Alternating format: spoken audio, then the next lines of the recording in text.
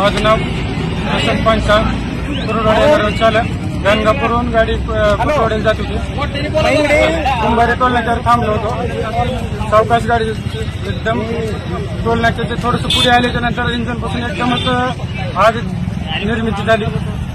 सगळे प्रवासी खाली उतरावजेपासून ही आगी पूर्णतः भरकवली. ही गाडी अशा प्रकारची. किती पॅसेंजर होते गाडीत?